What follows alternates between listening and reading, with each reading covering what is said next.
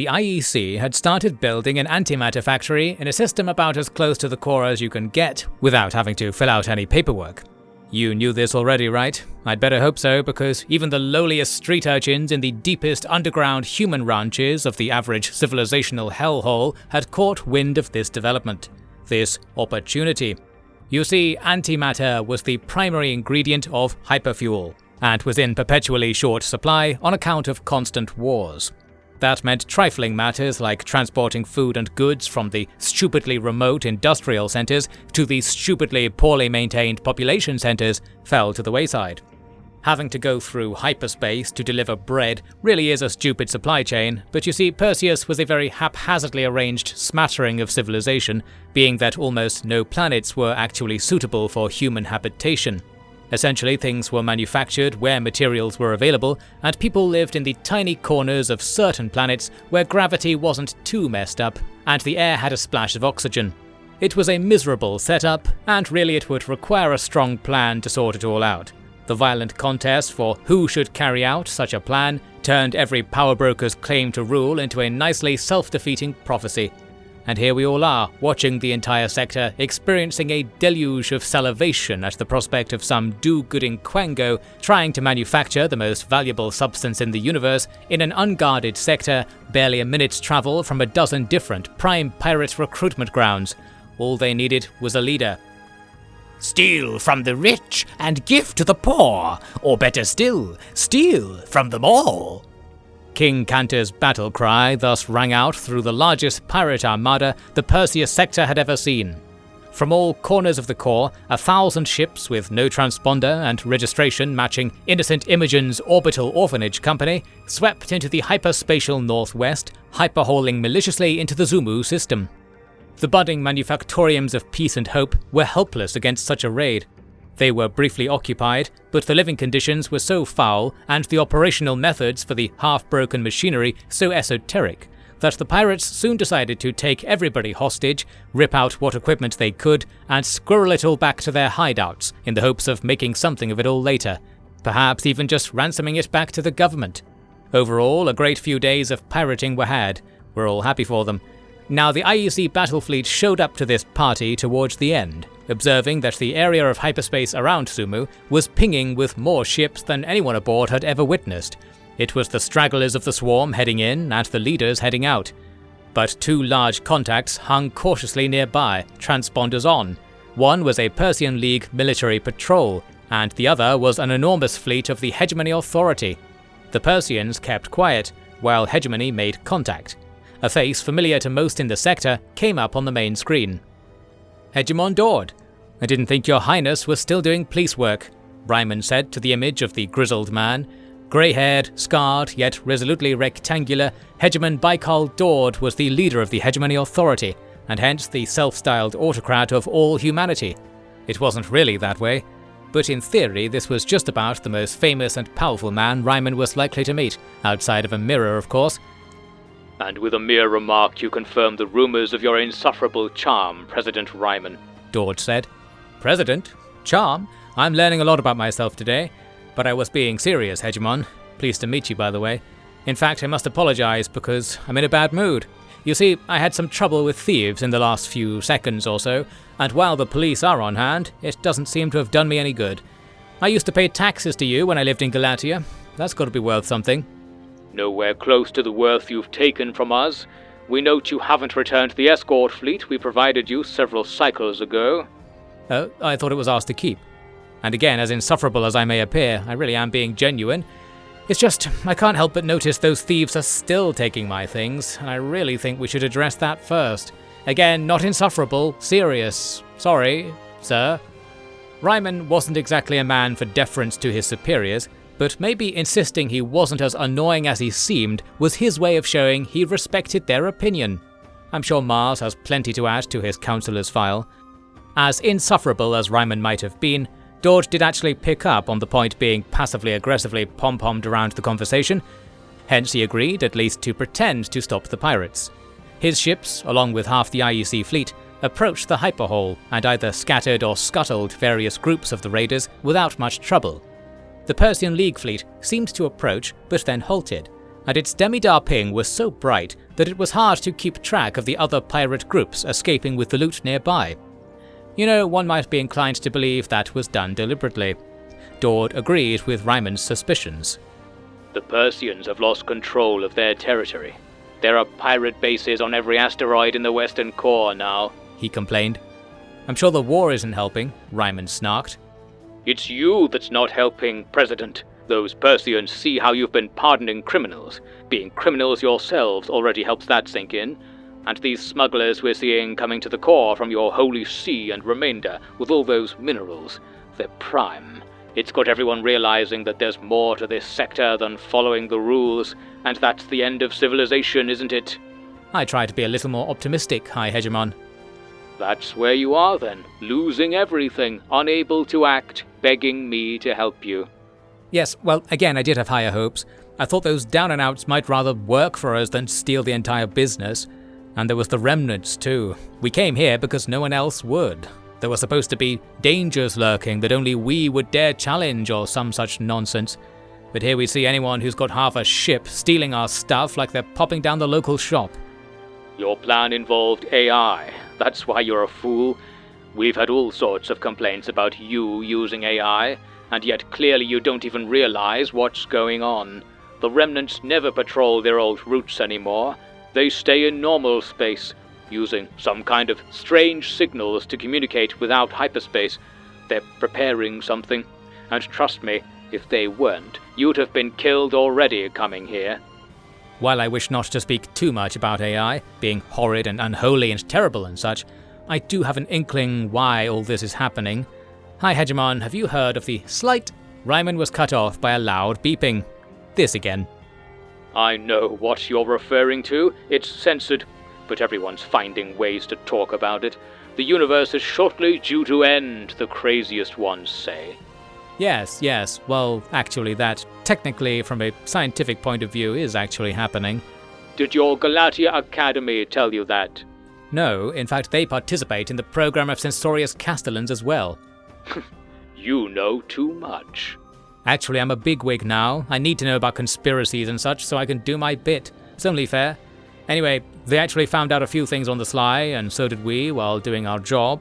All above board and treaty following, you must understand. And yes, the universe will actually end. We're not sure when, only it's going to be radically sooner than expected. Getting the details is on the to-do list, but as you know, there are concerns even more pressing than the universe ending. We're the IEC, High Hegemon. We're here to save humanity just as you are.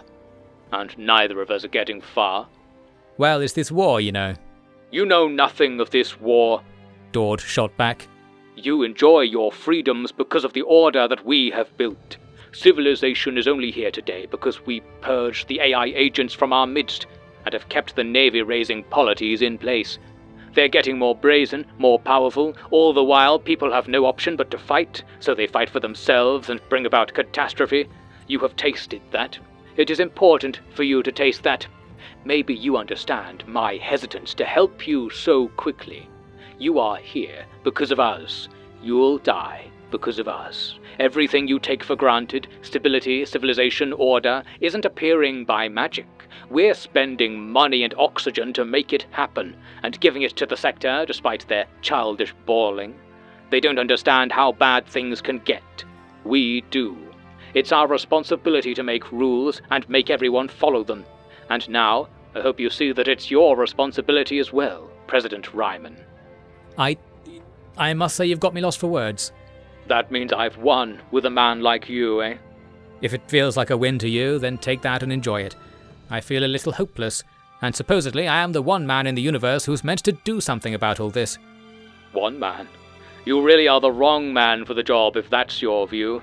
Authority is a force that arises from fair rules and fair play. You don't need to make the world right yourself. Everyone does their bit. But somewhere you've got to make everyone see that. Again, you're a lot nicer than people say you are, High Hegemon. What? I didn't mean... Nice is nothing to do with it, Dord spluttered. Another Sundara, add him to the list. You've given me a lot to think about, Ryman said. And I think we've recovered a bit of our stuff too by the looks of this jettisoned cargo. Let's all get back to work and I'll see if I can stop making your job any harder. I'll hold you to that. You aren't above the law, even if you don't pay us tax. We'll have words with the IEC Treaty Organization about that. Oh yes, that's certainly a thing. You'll find success, I'm certain. Good luck. Ryman rapidly exited the communication, got hit by a wee wave of imposter syndrome at the thought that he'd just spoken with the leader of all humans and had acted like a bit of a jackass the whole time, then remembered that such concerns were nothing compared to the sheer amount of death sentence crimes that a mere glance around his bridge would reveal.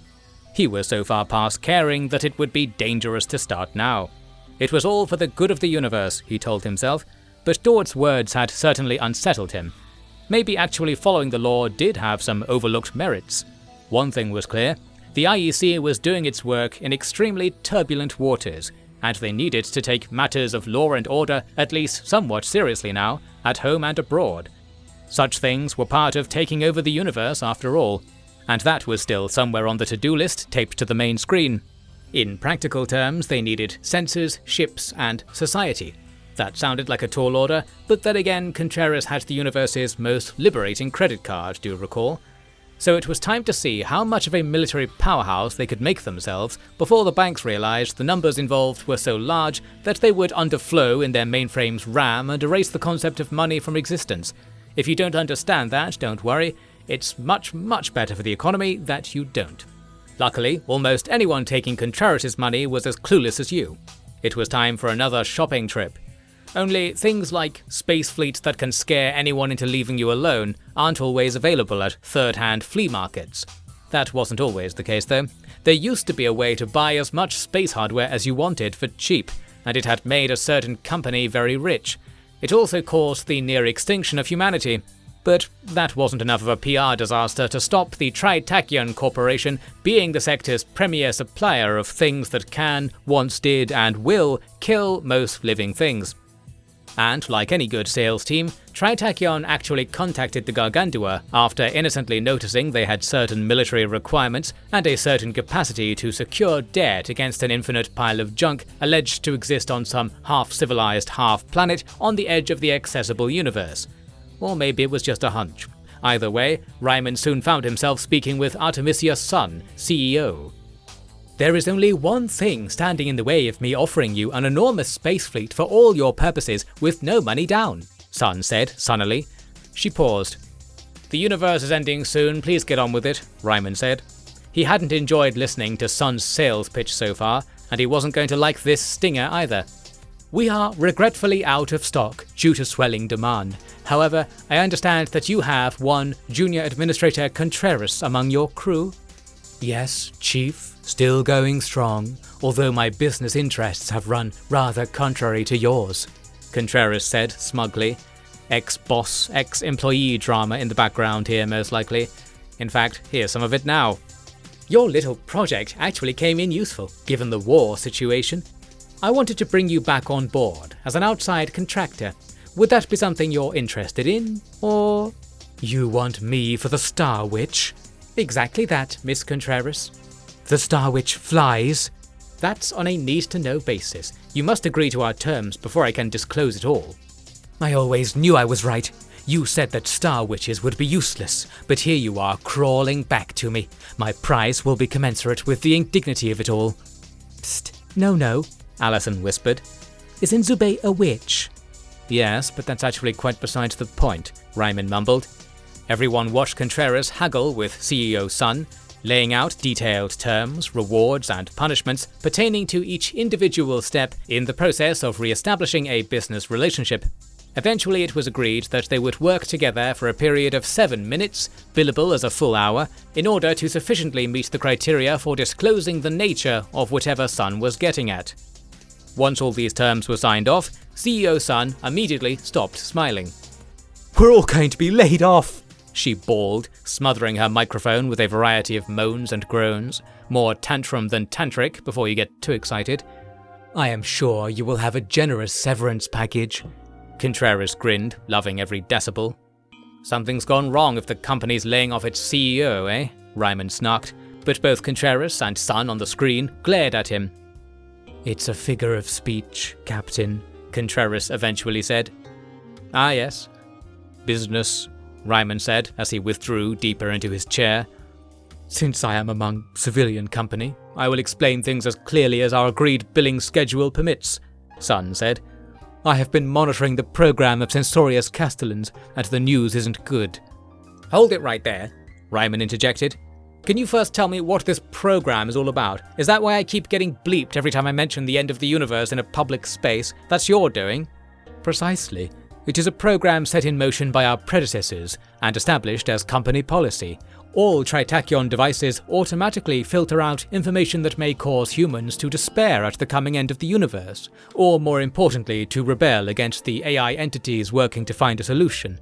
It's all there in the terms and conditions you agreed when you installed the operating system on your computer. Glasses, shoes, hair extensions, frying pan. Okay, I get it, but the point is, that means you actually do know about the universe coming to an end. The thing we've been getting people killed and worse for to uncover for cycles now. Why didn't you just tell us about it?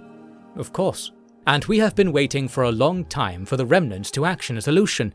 However, there appear to be certain counterproductive elements disrupting cohesion. Yes, that's the part we know already. The remnants were thinking of killing off the Great Ones, but it hardly seems possible without embracing them so hard. We all get absorbed into their universe and joined to their mass. As appealing as that might be to some, I think the remnants are buffering up the wrong logic tree, as they say. They do say that, don't they? But all of this is none of my business. My problem today is rather more practical. You civilians must understand, it concerns me not if the universe ends. That's not on our account. My foremost duty is to the company, not externalities.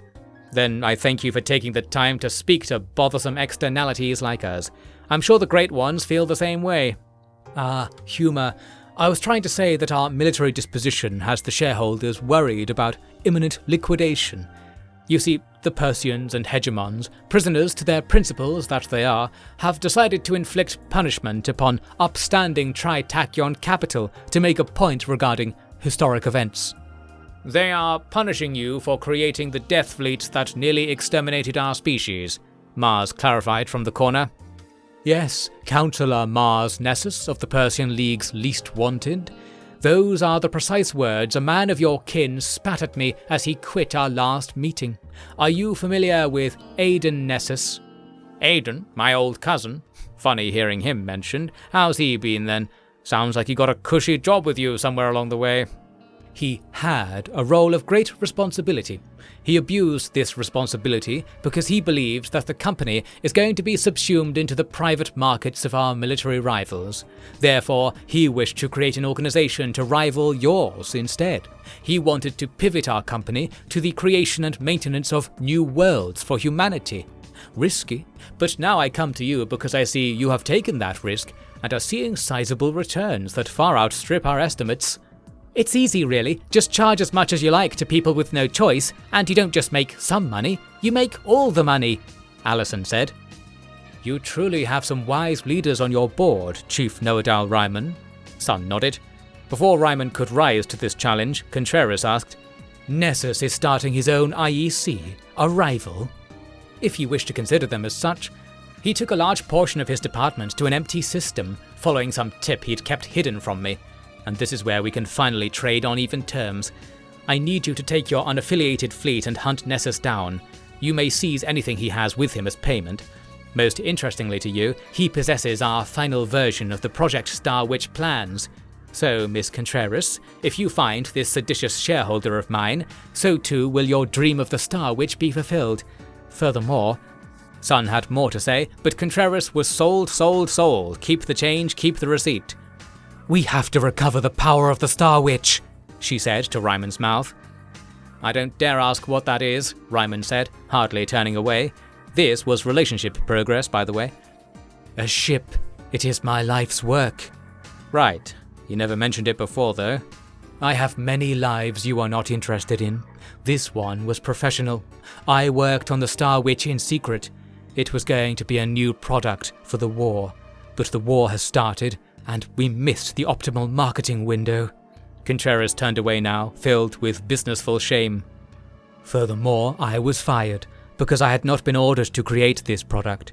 I was only meant to be the project manager for the team miniaturizing desktop explosives for penal programmer camps. I was charged with unauthorized or subversive entrepreneurialism, but I am glad. because if I was not a criminal, I would never have met you. In summary, Star Witch is a weapon that will aid in the conquest of all life. If I had that and you, I would be unstoppable." Contreras was a very forward person, as you might have noticed, but her overt desire to conquer both the universe and the life of one particular person in it had not actually penetrated Ryman's shield of skepticism until this very moment. He looked Contreras in the eyes. Even his powerful cyber glasses couldn't focus on them, for they were oh so close. "Well, I'd be happy to do that then," he managed to say.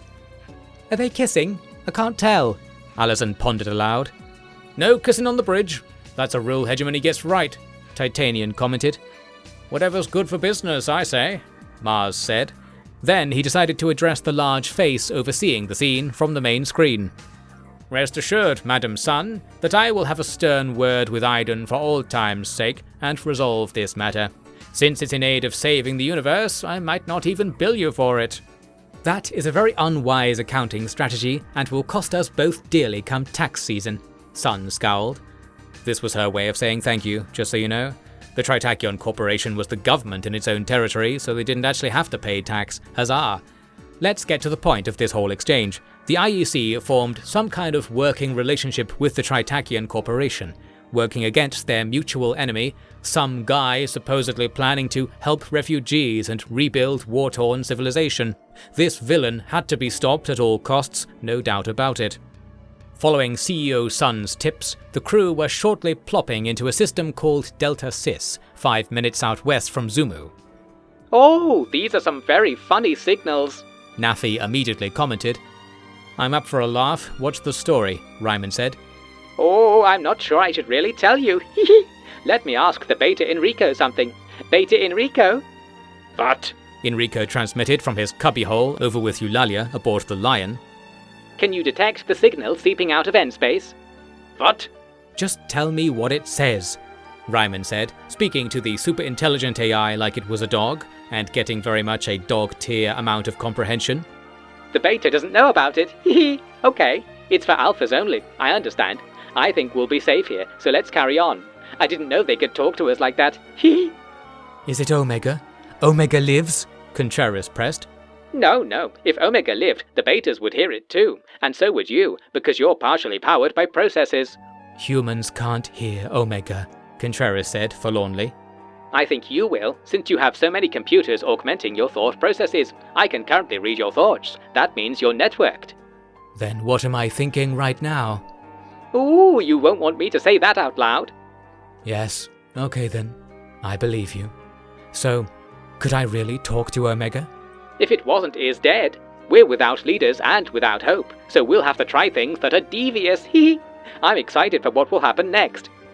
During that exchange, Ryman had snuck over to the Demidar, moved Allison's sleeping mass carefully-ish off the controls, and taken a look. Indeed, beta neutrino signals were coming from nowhere in particular. That is to say, the detector was picking them up, but they had no point of origin. The thing was, this discovery was quickly overshadowed and/or over-illuminated by the demi-radiation signal of a massive explosion. That seems to happen a lot in this story, doesn't it? That's just what it's like in the future, I assure you. What was it this time, then?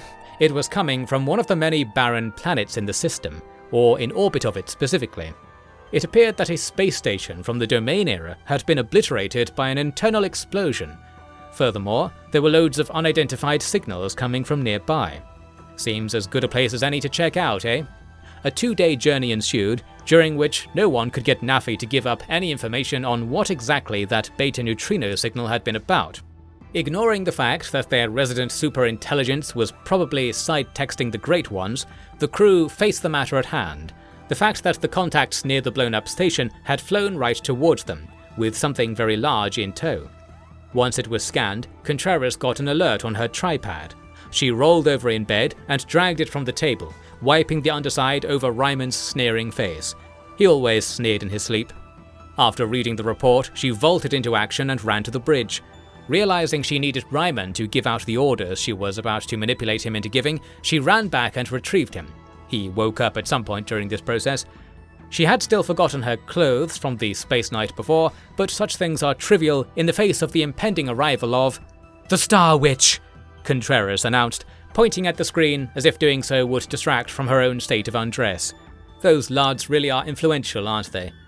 After Councillor Nessus intervened, explaining that nudity was encouraged on one side of the bridge threshold and frowned upon on the other, decide which is which for yourself, the whole crew was gradually roused into protocolic docility.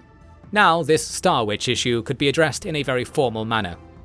"That's a big un if ever I saw one," Titanian stated. Or at least I think that's when he said that. Plausible, as this Star Witch was indeed a big un.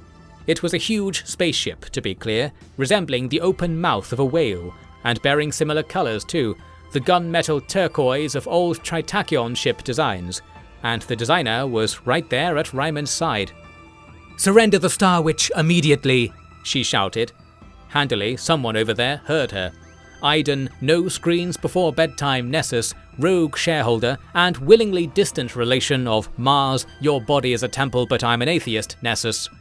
"You should keep your distance, Interplanetary Economy Committee," he said. "I know why you're here. You can't stand to let anyone use their own initiative. You're government. Government through and through. You're all the governments rolled into one. That's why you hate successful guys like me.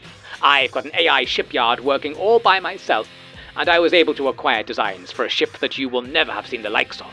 Before you think you can leech off my hard work, know that the factory has been destroyed by my crew. Unlike your violence-ridden attempts at making civilization anew, I know how to actually achieve it. You must simply let human nature flourish, and human nature is to follow the strong. And in doing so, know that they are free, because you share in the freedom that strength brings when you respect the laws of power. That's freedom. That's what it means to live apart from, above civilization.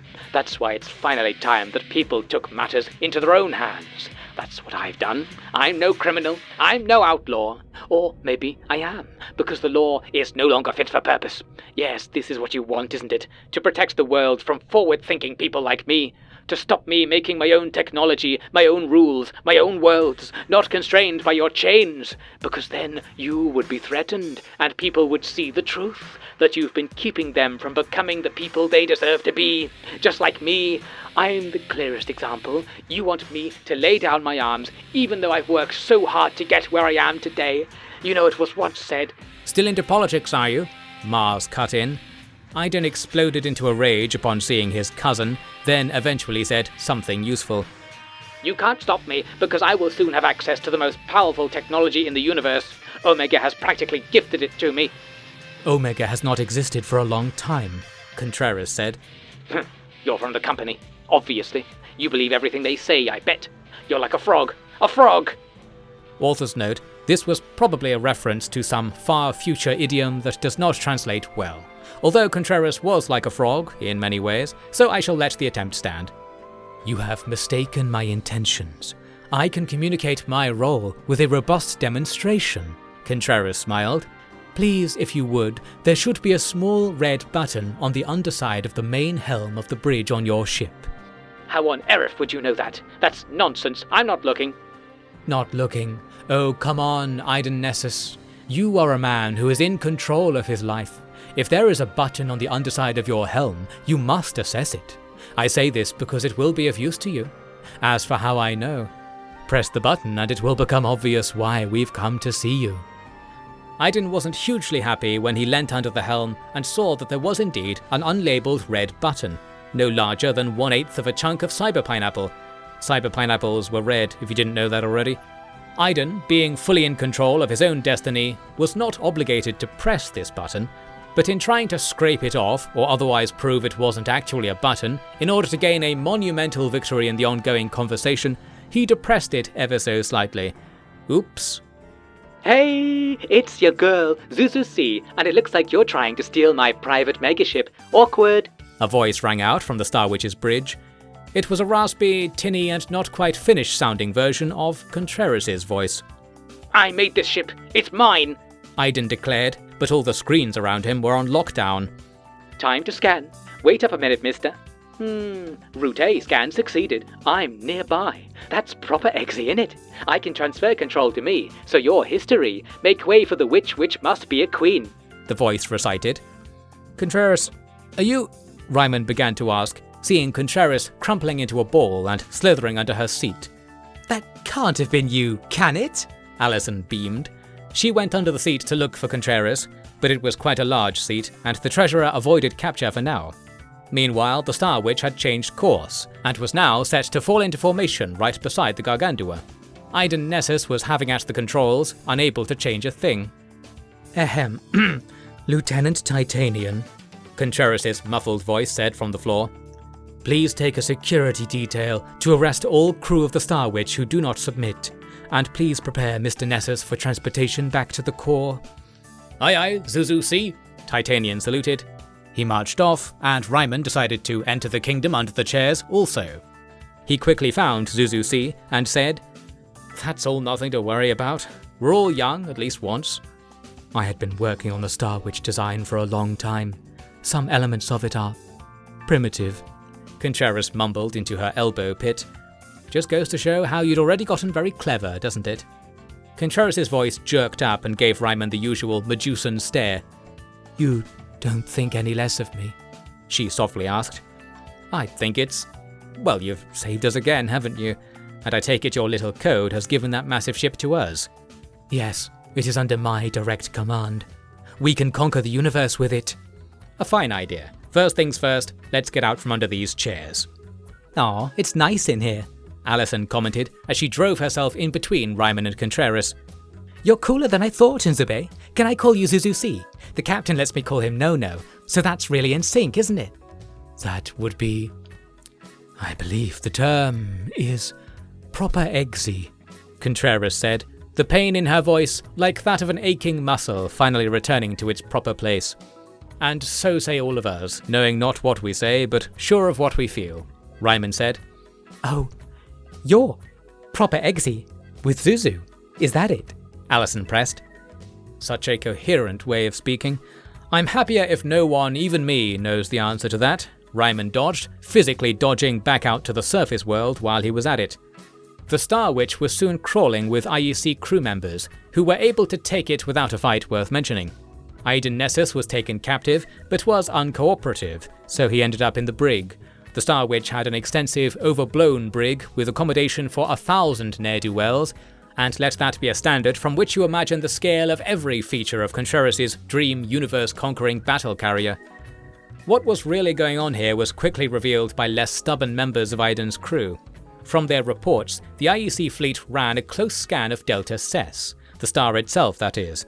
Sure enough, there was something closely orbiting it, practically within the outer layers of plasma. A sure sign of domain engineering. The results made it clear precisely what this sun-baked machine was. A coronal hypershunt, Allison told the bridge. So weird to see one in real life. There is a mythical quality to them, Mars said. That's where all the matter we're living in and breathing in came from, or something like that. It's actually a little more interesting than that, Ryman said. The hypershunts were supposed to have been destroyed in the war. That was the one victory humans got out of it, as far as I know, stopping the AI having access to something that powerful. But they had at least one all along.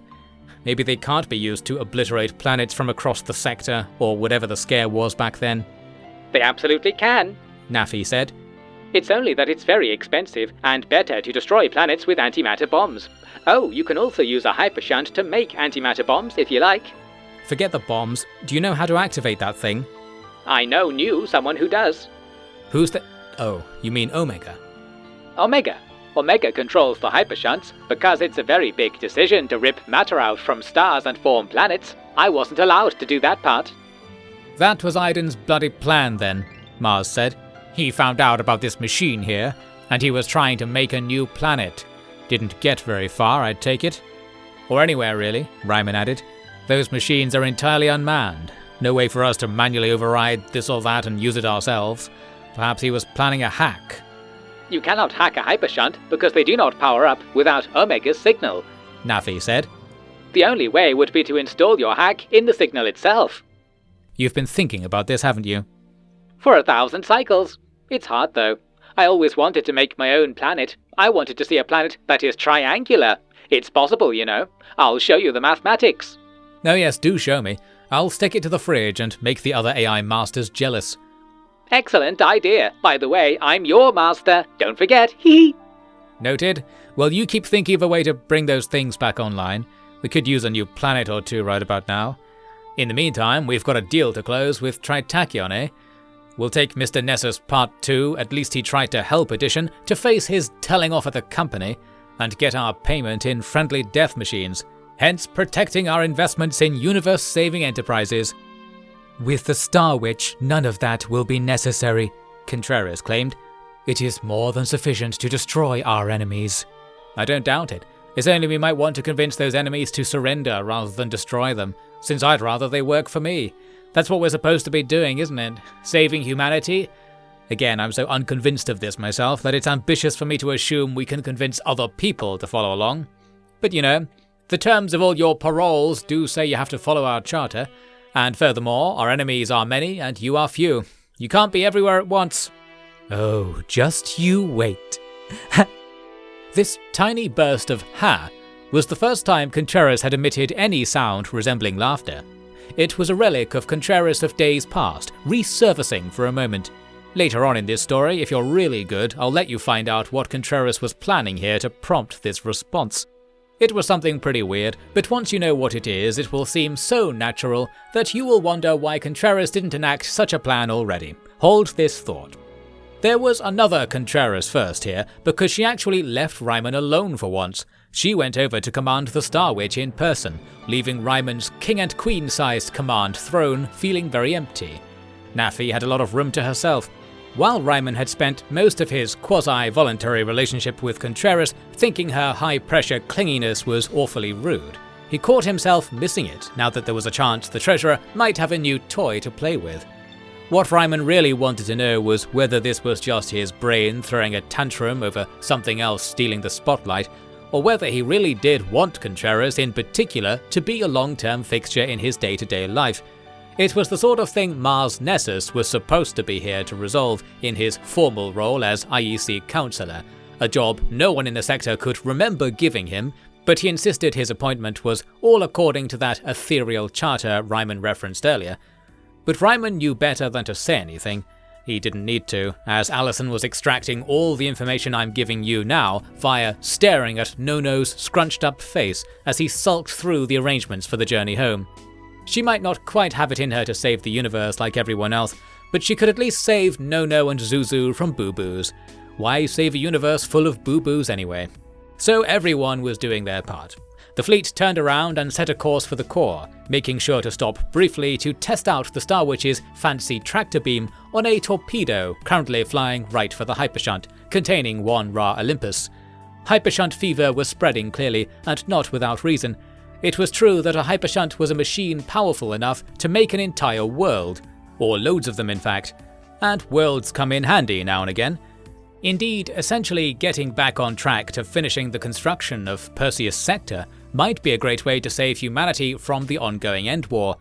Or it might allow one to use the Planet Maker to unmake planets that rubbed you the wrong way and make everything much worse. Not a decision that humans can be trusted with, so it's a good thing that it was all up to the mysterious AI entity thought extinct, which may or may not have ordered the complete genocide of humanity in the past. What I'm saying is, it's all nothing to worry about. Let's carry on with our normal business, and we'll cross the hypershunt bridge when it comes to us. The captured Tri Tachyon bounty was hauled back to the core. The journey was uneventful, if one doesn't consider constantly receiving mysterious signals from nowhere as an event. Combined with strange beta neutrino streams coming from nearby spots, it seemed that whatever was following the IEC's progress from behind the veil of reality must have had its face right up against said veil, occasionally leaving the odd saliva stain, and that really is the best way of putting it. A few days later, the fleet reached Port Sur, a Tri Tachyon space station in the northern core. Nessus was handed over to the HR department, along with some of his rowdier crew members. Spotting a rowdy Tri Tachyon in a crowd of docile ones really takes a trained eye. The rest were left in Ryman's care as part of his payment package. But the main show was that the corporation was going to send teams of private security experts to lock down the IEC's properties against further pirate raids. And getting the Star Witch might be a step in that direction too, if the voice of Contreras' boastful youth was to be believed, and indeed you really have to hear it to believe it. I'm sure it was a pleasure doing business, but was that going to be enough? Two things happened as the IEC were leaving that hammered home how dangerous their situation really was. Thing 1, while flying to the hyperhull near Port Sur, a huge hegemony battle fleet went the other way. Hours later, Port Sur was in glowing pieces, deorbiting into the surface of its barren anchor planet. And that was that. CEO Sun wasn't lying about the military situation going against the Tri Tachyons. They were strong, no doubt about that, but not as strong as everyone else combined. If you've ever purchased an expensive private security agreement from a business that literally explodes as you depart, you might sympathize with the sense that your security situation still requires attention. Which brings us to Thing 2, a hyperspace signal coming from all directions at once. Nafi lit up and proudly declared she could actually tell everyone what this one was. Expecting nothing, Ryman got out of bed. Remember, most of the crew was off work almost all the time due to space travel being long and boring, and went to the bridge to receive this message. Had he been wearing socks, they'd have been knocked off. Calling all automated battle groups in P Sector, General Mission Status Alert. Nafi read. Heightened risk of long-term antimatter proliferation has been detected. Perpetrator profile, Noah Dal Ryman. Rank, Peace and Hope Officer. Age, that's a secret. Known associates, Human Radicals, Machine Heretics. Place of work, Remainder City Academy. Job title, Emerite Professor of Hopeful Studies. Student reviews. He just talked about himself the whole time, then said we could all pass if we didn't tell anyone about it. Oops, I shouldn't be talking to a strange robot about this, should I? Sorry, Professor. Note, this academy is violating the agreement known as the Program of Censorious Castellans. Recommended course of action, death, death, death, death, death, death, death. I will interrupt to note that the message contained one instance of the word death for each individual person they wanted to kill, and everyone got bored of listening to Nafi repeat herself long before the end.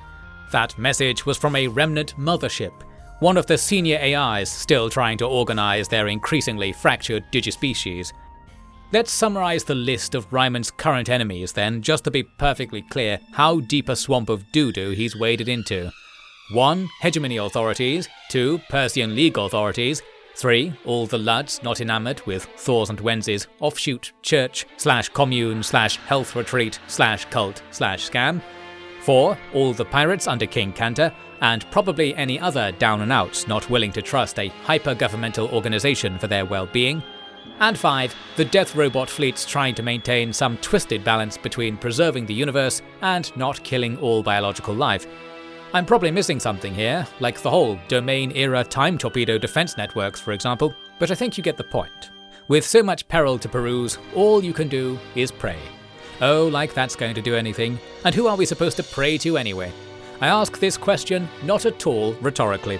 It was time for the IEC Illuminati to leverage all the secrets of the universe they'd gleaned so far, and come up with what can only be described as great ideas.